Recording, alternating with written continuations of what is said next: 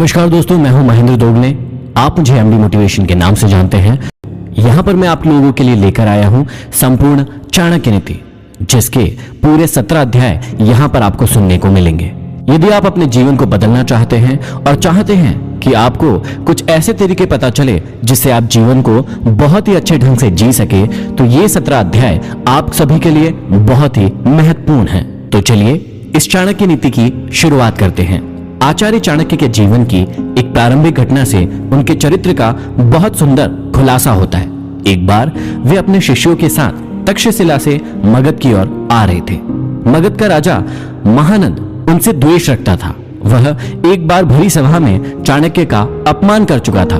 तभी से उन्होंने संकल्प लिया था कि वे मगध के सम्राट महानंद को पद से नीचे उतार कर ही अपनी शिखा में गांठ बांधेंगे। इसके लिए वे अपने सर्वाधिक प्रिय शिष्य चंद्रगुप्त को तैयार कर रहे थे।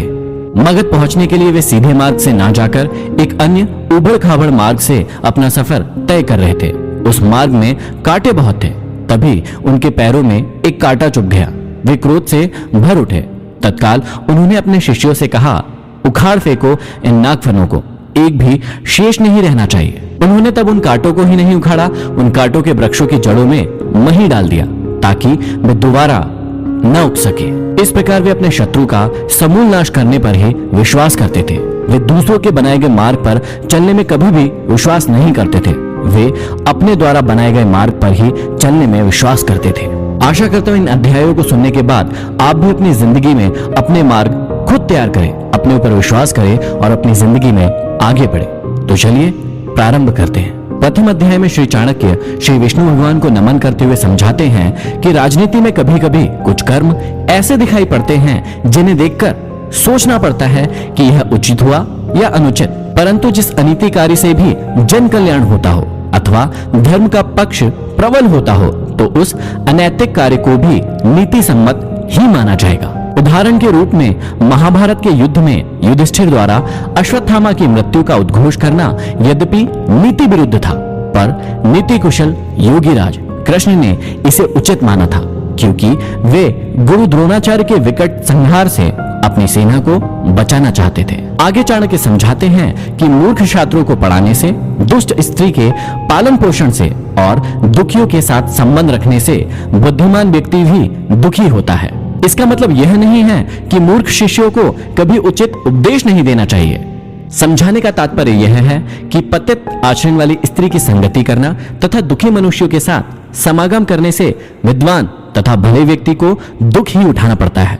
वास्तव में शिक्षा उसी इंसान को दी जानी चाहिए जो सुपात्र हो। जो व्यक्ति बताई गई बातों को ना समझे, उसे परामर्श देने से कोई लाभ नहीं है। मूर्ख व्यक्ति को शिक्षा देकर अपना समय ही नष्ट किया जाता है। यदि बात दुखी व्यक्ति के साथ संबंध रखने की है, तो दुखी व्यक्ति हर पल अपना ही रोता रहता है। इससे विद्वान व्यक्ति की साधना और एकाग्रता भंग हो जाती है। आगे श्री चाणक्य हमें समझाते हैं कि दुष्ट स्त्री, छल करने वाला मित्र, पलटकर तीखा जवाब देने वाला नौकर तथा जिस घर में सांप रहता हो, उस घर में निवास करने वाले गृह स्वामी की मौत में संशय ना करे। वह निश्चित ही मृत्यु को प्राप्त होगा। घर में यदि दुष्ट और दुष्चरित्र वाली पत्नी हो, तो उस पति का जीना ना जीना बराबर ही है। वह अपमान और लज्जा के बोझ से एक तो वैसे ही मृतक के समान है, ऊपर से उसे सदैव यह भय भी बना रहेगा कि यह स्त्री अपने स्वार्थ के लिए कहीं उसे विष न दे दे। दूसरा, यदि उस गृह स्वामी का मित्र भी दगाबाज हो, धोखा देने वाला हो, तो ऐसा मित्र आस्तीन का सांप होता है। वह कभी भी अपने स्वार्थ के लिए उस गृह स्वामी को ऐसी स्थिति में डाल सकता है जिससे उबरना उसकी सामर्थ्य से बाहर की बात होती है। तीसरा, घर में यदि नौकर बदजुबान हो, बात बात में झगड़ा करने वाला हो, पलटकर तीखा जवाब देने वाला हो, तो समझ लेना चाहिए कि ऐसा नौकर निश्चित रूप से घर के भेद जानता है, और जो घर के भेद जान लेता है वह उसी तरह से घर बार का विनाश कर सकता है जैसे विभीषण ने घर में भेद करके रावण का विनाश करा दिया था। तभी मुहावरा भी बना, घर का भेदी लंका ढाए। विपत्ति के समय काम आने वाले धन की स्त्री की रक्षा करे और अपनी रक्षा धन और स्त्री से सदा करे। अर्थात संकट के समय धन की जरूरत सभी को होती है, इसलिए संकट काल के लिए धन बचाकर रखना उत्तम होता है। धन से अपनी पत्नी की रक्षा की जा सकती है। अर्थात यदि परिवार पर कोई संकट आए तो धन का लोभ नहीं रखना चाहिए, परंतु यदि अपने ऊपर कोई संकट आ जाए तो उस समय उस धन व स्त्री दोनों का ही बलिदान कर देना चाहिए।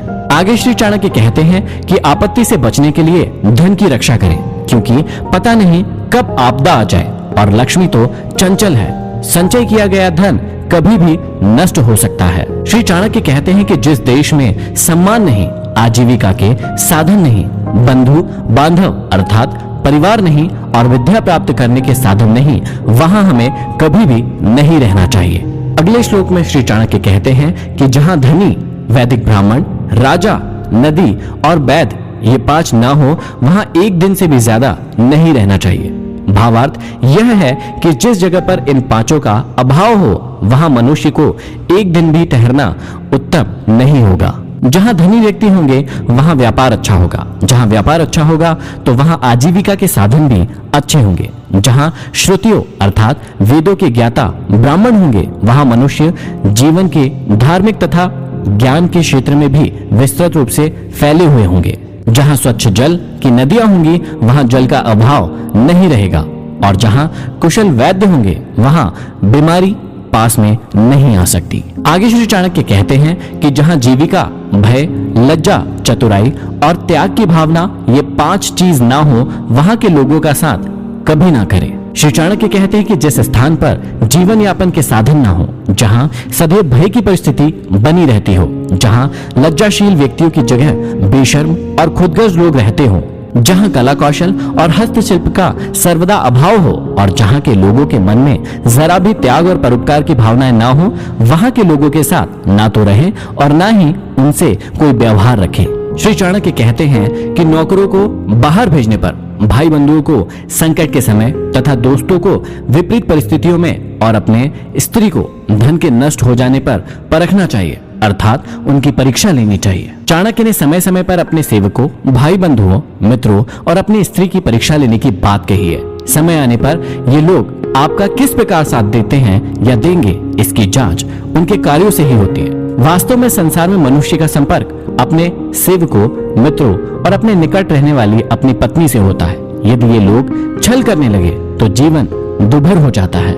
इसलिए समय समय पर इनकी जांच करना जरूरी है कि कहीं ये आपको धोखा तो नहीं दे रहे हैं। आगे समझाते हैं कि बीमारी में, विपत्ति काल में, अकाल के समय, दुश्मनों से दुख पाने या आक्रमण होने पर, राज दरबार में और शमशान भूमि में जो साथ रहता है वही सच्चा भाई बंधु अथवा मित्र होता है। श्री चाणक्य समझाते हैं कि जो अपने निश्चित कर्मों तथा वस्तु का त्याग करके अनिश्चित की चिंता करता है, उसका अनिश्चित लक्ष्य तो नष्ट हो ही जाता है, निश्चित भी नष्ट हो जाता है।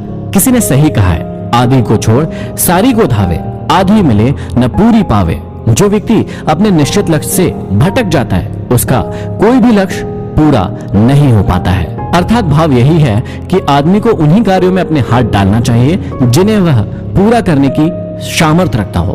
आगे श्री चाणक्य कहते हैं कि बुद्धिमान इंसान को अच्छे कुल में जन्म लेने वाली कुरूप कन्या से भी विवाह कर लेना चाहिए, परंतु अच्छे रूप वाली नीच कुल की कन्या से विवाह नहीं करना चाहिए, क्योंकि विवाह संबंध समान कुल में ही श्रेष्ठ होता है।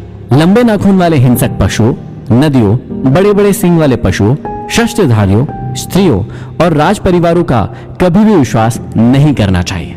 श्री चाणक्य कहते हैं कि पुरुषों की अपेक्षा स्त्रियों का भोजन दुगना, लज्जा चौगनी, साहस 6 गुना और काम 8 गुना अधिक होता है। इन बातों का हमेशा ध्यान रखना चाहिए। यह था भाग 1। अब हम सुनेंगे अगले एपिसोड में भाग 2 एमडी मोटिवेशन के साथ।